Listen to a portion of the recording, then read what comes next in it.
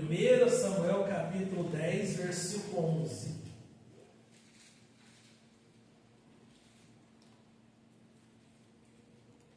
1 Samuel 10, 11.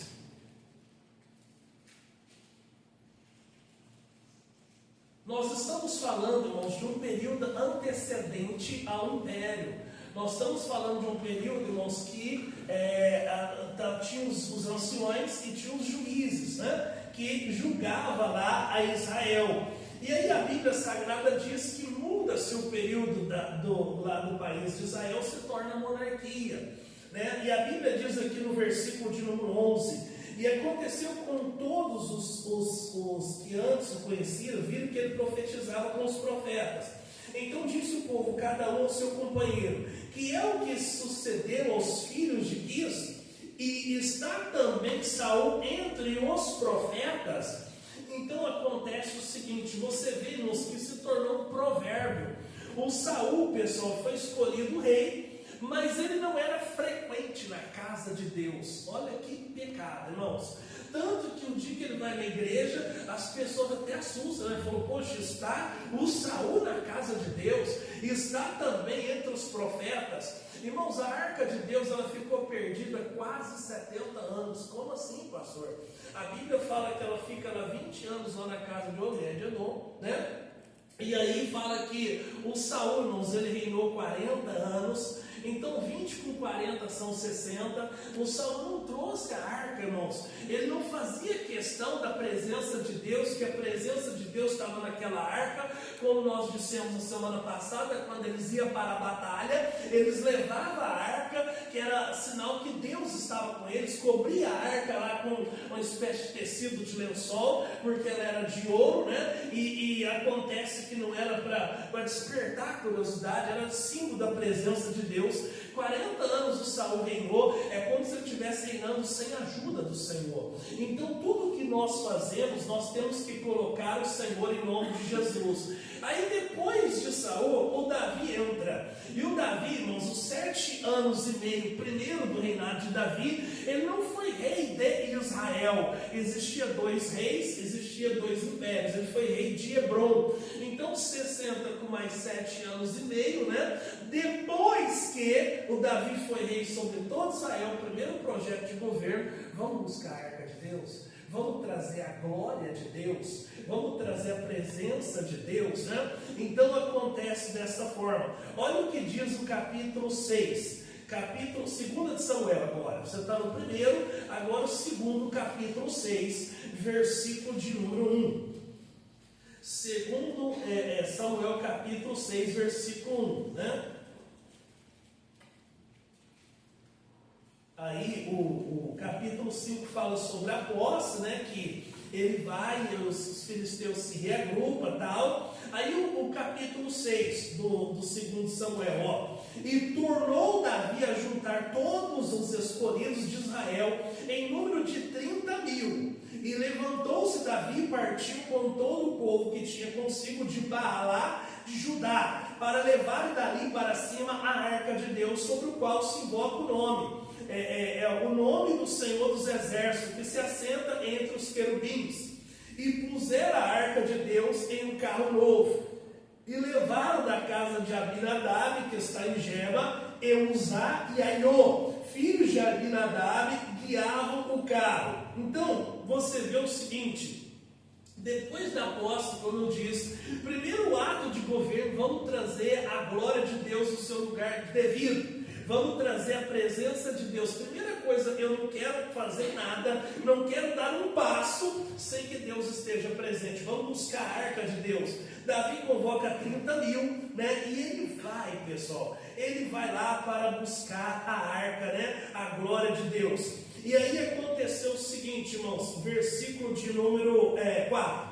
Levando da casa de Abinadab, que está em Geba, com a arca de Deus, Aiô ia diante da arca. Davi e toda a casa de Israel festejava perante o Senhor, com toda a sorte de instrumentos de pau, de faia, como também com harpas, com saltérios, com tamborins, com pandeiros e com címbalos. E chegando à eira de Nacon, estendeu Uzá a mão à arca de Deus, e pegou nela, porque os bois a deixaram pender. Então tem uma Bíblia que fala que os bois tropeçavam, né? Então, irmãos, acontece que, apesar do projeto ser bom, pessoal, o Davi tinha pressa. Aqui está o problema. Nós temos pressa, pessoal. Não tenha pressa de fazer nada para Deus. Às vezes você não está se aguentando, que hora que cabe esse culto, eu tenho que ir embora. Você tem pressa, ele teve pressa. Ele não fez uma pesquisa anteriormente, como é que eu vou trazer a arca de Deus? Como é que a arca de Deus é transportada? Lá no livro de Levítico, que é o manual dos levitas, fala que a arca de Deus tinha que ter 4 argolas, que tinha que carregar passar as madeiras sobre aquelas argolas e carregar os ombros. Essas argolas para nós é simbólica, é os 4 evangelhos, Mateus, Marcos, Lucas e João. Então, nos acontece que a pressa, diz um ditado que ela é inimiga da perfeição, né? E aí acontece que no meio do caminho ele estava festejando, ele estava crendo que Deus estava feliz com o que eles estavam fazendo. Às vezes nós temos que fazer essa pergunta, nós temos que fazer essa introspecção em nós. Deus, será que o Senhor está feliz com o que eu estou fazendo?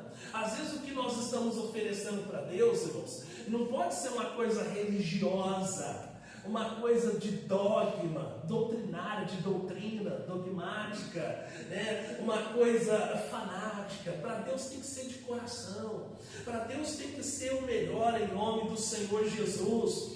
Então, irmãos, a Bíblia fala que ele vai e os bois tropeçavam porque a arca estava pendendo. Talvez a intenção dele era não deixar ela cair na poeira, no barro, ou cair do carro, né? A intenção dele, você já viu falar que de boas intenções o inferno está cheio, né? Mas ele não tinha autorização para tratar a presença de Deus como algo comum que ele pudesse tocar. Nós não podemos tratar a santa presença de Deus como algo comum que nós podemos pegar. Nós temos que ter temor, ter reverência na presença de Deus em nome do Senhor Jesus. E aí acontece esse acidente, irmãos, quando ele toca a mão na arca. Versículo 7. Então a ira do Senhor se acendeu contra Uzá, e Deus o feriu ali por essa imprudência, e morreu ali junto da arca do Senhor. Então, ele deve ter tomado um choque, porque esse mesmo texto em 1 Crônicas, capítulo 13, vamos lá, você sabe que horas fala sobre a biografia dos reis em Samuel, horas fala sobre as crônicas. Capítulo 13, 1 Crônicas, capítulo 13. Ele deve ter tomado um choque muito grande, porque a Bíblia fala que chamou o lugar de Pérez Uzá, ou seja, foi feito buracos em Uzá, estourou lá dentro de Uzá. Às vezes, irmãos, tem pessoas trocando a glória de Deus por aquilo que não tem valor, por aquilo que não tem preço. Ô pastor, vai ter uma partida lá do jogo da seleção, vai jogar lá na Coreia, é na hora do culto. Ô pastor, o senhor entende, né, que eu não vou poder estar aí, né? Mas o negócio seu é com Deus, não é com o pastor, né? Dessa maneira. Então nós prometemos para o Senhor, nós temos que cumprir com o Senhor em nome de Jesus. Aí o capítulo 13 de 1 Crônicas, versículo 1 diz assim: e Davi tomou conselho com os capitães dos milhares, das centenas e com todos os príncipes. Aqui já fala que ele reúne lá as centenas, os milhares e todos os príncipes, né? Então ele queria 100% que fosse a decisão de todo mundo. Verso 2: e disse Davi a toda a congregação de Israel: se bem vos parece, se isso vem do Senhor nosso Deus, enviemos depressa mensageiros a todos os nossos outros irmãos em todas as terras de Israel, aos sacerdotes, aos levitas nas suas cidades e nos seus arrabaldes, para que se reúnam conosco. Então ele tinha pressa, envia depressa lá carta, mensageiro, pregão naquela época, para que todo mundo se ajunta e tornemos a trazer a arca de Deus, porque não buscamos os dias de Saul, nós temos que trazer a glória de Deus. Então você vê que essa era a proposta. Verso 4: então disse toda a congregação que se fizesse assim, porque esse negócio pareceu reto aos olhos de todo o povo. Então você vê que no primeiro momento o projeto foi aceito. Talvez, irmãos, ele quisesse aproveitar lá aquelas pessoas que se mobilizaram de todas as tribos, que veio para a posse dele, que teve lá uma multidão de 340.822 pessoas na festa da posse de Davi. A nossa população está chegando a 100 mil, mais de 3 vezes a cidade de Caçapava. Então ele queria aproveitar isso, né, o dia da festa, vamos fazer algo que a participação de todos. Mas você não veio orando, apresentando a Deus. O projeto era bom, mas nós temos que orar. Pastor, eu preciso visitar fulano, preciso ir lá visitar ciclano. Então ora a Deus no nome do Senhor Jesus. Não é que você é desleixado, é que às vezes não é o momento, pessoal. Às vezes não é o momento. Fala, Deus, você vai preparar o momento certo. Eu creio em nome do Senhor Jesus. Versículo 5 diz assim, irmãos, convocou, pois havia todo Israel, desde o Senhor do Egito até chegar a Mate, para trazer a arca de Deus de Kiriat Jearim. Então Davi com todo o Israel subiu a Balá de Kiriat Jearim, que está em Judá, para fazer subir dali a arca de Deus, o Senhor que habita entre os querubins, sobre o qual é invocado o seu nome, e levar a arca de Deus da casa de Abinadab sobre um carro novo. Euzá e Aiô guiavam o carro. Então colocaram sobre um carro novo, né? Então nós já vimos, eu já falei para você sobre isso, né? Que a intenção de Deus é que a glória dele nunca fosse transportada por veículos, a não ser veículos humanos, a não ser os sacerdotes lá, que tinham autorização de carregar a arca. Aí no capítulo 15, versículo 2, passa uma página para frente, capítulo 15, versículo 2, diz assim: então disse Davi, ninguém pode levar a arca de Deus senão os levitas, porque o Senhor os escolheu para levar a arca de Deus para os servires eternamente. Então só depois desse incidente com o Uzá, que o Davi vai e faz essa pesquisa. Só depois que aconteceu o acidente, que ele vai e faz essa pesquisa. Opa, é só os levitas que podem carregar. É porque ele tinha pressa. O nosso mal é que nós às vezes temos muita pressa, irmãos. Nós não temos que ter pressa, nós temos que estar na vontade do Senhor, em nome de Jesus. No capítulo 13, no versículo 8, diz assim: e Davi e todo Israel alegraram-se perante Deus com todas as suas forças, com cânticos, com harpas, com aludes, com tamborins, com símbolos e com trombetas. Então, irmãos, ele cria que Deus estava feliz com o que ele estava fazendo. Nós temos que fazer essa pergunta para Deus: meu Deus, é do seu agrado? O Senhor está feliz com o que eu estou oferecendo para o Senhor? Nós temos que oferecer para Deus de coração, em nome do Senhor Jesus. Não, eu estou aqui orando, pastor, mas eu estou aqui atento aqui ao meu celular. Irmãos, você tem um exemplo do Eduardo. O Eduardo toca o sax aqui, que tem um talento, um dom bonito. Só que se o Eduardo não faz questão da palavra de Deus, irmãos, mais dias ou menos dias ele vai embora. Ele vai embora por quê, irmãos? Porque o que vai edificar, o que vai permanecer ele, vai segurar ele, é a palavra de Deus. Se na hora, irmãos, da mensagem, por exemplo, você fala: pastor, é que eu fui tentado, chegou um zap, eu tive que responder. Pastor, eu estou aqui e de repente eu fui tentado para ver quanto está a cotação da minha criptomoeda, do dólar hoje. Não é na hora disso. Eu estou escrevendo aqui, pastor, eu estava escrevendo a mensagem aqui no meu caderninho, mas eu de repente escrevi, eu lembrei da minha namorada, resolvi escrever uma cartinha para a namorada. Então, irmãos, Deus não está satisfeito com isso. Nós precisamos fazer para Deus, em nome do Senhor Jesus. Versículo 9: e chegando a ira de Quidom, estendeu Uzá a sua mão para segurar a arca, porque os bois tropeçaram. Então, como eu disse, Uzá tinha boas intenções, mas de boas intenções o inferno está cheio, né? Pastor, Eu vou lá na noite, pastor, eu vou lá na boate, na citeria, vou lá pregar o evangelho. A sua intenção está boa. Quantos foram para lá e não voltaram mais, irmãos? Tem coisa, irmãos, que é para todo mundo, menos para o cristão. Irmãos, é uma opção, é uma privação que nós fazemos na nossa vida para entrar no céu, para alcançar o céu, para lucrar o céu, em nome de Jesus. O que tem que valer? Tem que valer que eu estou na presença de Deus, na vontade de Deus, em nome do Senhor Jesus. E aí, irmãos, a Bíblia fala no versículo 10: então se acendeu a ira do Senhor contra Uzá e feriu, por ter estendido a sua mão, a arca, e morreu ali perante o Senhor. Ele vai e morre, irmãos. Quantas pessoas, irmãos, que estão morrendo espiritualmente? Irmãos, a frieza está começando a entrar dentro da igreja, a frieza espiritual. A pessoa já não ora mais com aquele fervor, aquela intensidade. Ela já não tem aquele ministério de assiduidade. Ela promete para Deus, daqui a pouco ela começa a falhar no que ela prometeu para Deus. Um grande exemplo, por exemplo, é o jejum de Daniel. Eu vou fazer, pastor, 21 dias, não vou comer nada. O jejum de Daniel, irmãos, não era para isso comer nada. Ele tirou as coisas desejáveis. Foi isso o jejum de Daniel.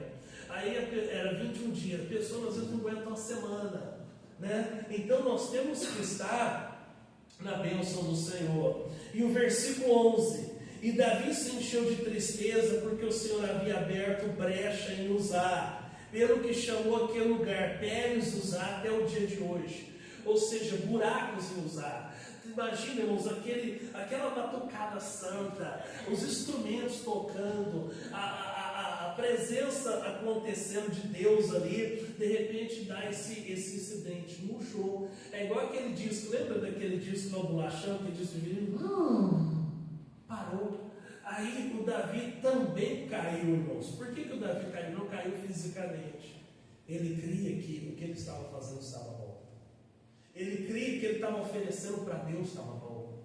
Ele cria que era o suficiente. O que você está oferecendo para Deus? Será que é o suficiente? Será que está bom? Às vezes para você está, mas para Deus tem que ser o melhor. Para Deus tem que ser o maior. Para Deus tem que ser com mais vontade. Em nome do Senhor Jesus. Deus, eu vim para oferecer o Senhor em nome de Jesus. Amém? Amém. Versículo 12. Aquele dia temeu Davi ao Senhor, dizendo: como trarei a minha arca de Deus? Por isso Davi não trouxe a arca a si, a cidade de Davi, porém a fez levar à casa de Obed-edom, o Gate. Assim ficou a arca de Deus com a família de Obed-edom 3 meses em sua casa. E o Senhor abençoou a casa de Obed-edom em tudo quanto ele tinha. Então Davi chega à seguinte conclusão: como é que eu vou trazer a arca de Deus para mim? Como que eu vou fazer? Aí ele falou: então tá certo, vamos levar para a casa de Obed-edom. Por que o Obed-edom? Será que ele se ofereceu? Será que ele se prontificou? Será que ele foi voluntário? Por que Deus toca no coração de Davi para deixar lá? Será que estava mais perto? Nós não sabemos. O que nós sabemos é que enquanto a arca de Deus ficou na casa de Obed-edom, Deus abençoou a casa dele e tudo quanto tinha. Por 90 dias, por 3 meses. Eu até fiz uma brincadeira na semana passada, a diferença entre o gato e o cachorro, né? Até teve uma irmã que falou, acho que foi a dona Lourdes, falou que 3 vezes o ex-morador da casa foi buscar o gato voltou. Por quê? Porque o gato ele não é amigo do dono, ele é amigo da casa, ele é amigo do conforto. O gato é curioso, irmãos, ele vai e pula em cima do capô do carro. Você chega em casa, na garagem, o capô está quentinho, aquele dia é frio, ele vai lá, esquenta. Às vezes você chega debaixo de chuva, abrindo o portão, o gato está deitado no sofá, eu estou olhando a janela, ele levanta a cabeça, falando: nem lá não vou, está chovendo. Se a sua casa é ameaçada, por exemplo, o ladrão está tentando entrar, ele pula para 3, 4 telhados do vizinho e vai embora. O cão não, irmãos. O cão debaixo de chuva ele está lá, você está de roupa limpa, roupa branca, ele está pulando em você, ele é motivado. O cão arrisca a vida dele, irmãos. O cão ele coloca a vida dele em risco, ele pode tomar um tiro, pode tomar uma bordoada, por exemplo. O cão é motivado. Né? Então, irmão, será que na casa de Obed-Edom não tinha gatinho, não tinha cachorrinho? Tinha. E é curioso o pet, o animal de estimação, mas ele estava zelando. Ninguém toca na arca de Deus. Ninguém toca na glória de Deus. Será que eu tenho essa expectativa? Será que você tem tido essa expectativa? A internet, irmãos, ela tem um lado ruim. Qual que é o lado ruim? Tem pessoas que só vivem buscando notícia ruim. Pastor, eu quero saber quem é que morreu, quantos desastres. Se você está procurando, por exemplo, acidente de carros, daqui a pouco, irmãos, a internet vai entender que você está atrás dessa informação. Começa a aparecer um monte de acidente de carro para você ver. Né? E aí acontece, irmãos, o seguinte, que tem pessoas que só buscam isso. Às vezes alguém que, por exemplo, entrou na igreja todo torto, todo perturbado por demônios, a igreja fez um trabalho de libertação, cuidou da pessoa, libertou a pessoa. Às vezes a pessoa, pela graça de Deus, se torna um pregador do evangelho. E depois, irmãos, um camarada deixa de ser um pregador do evangelho para abrir um canal, por exemplo, na mídia social, para falar mal da igreja. Não, eu vi coisas podres nos bastidores. Mal sabe a pessoa que, embora talvez até seja verdade que igreja perfeita não tem nenhuma, e você vai encontrar falhas em todas, porque é administrada por homens, mas não vê que está matando a fé de pessoas, está impedindo pessoas de nunca mais querer saber do evangelho.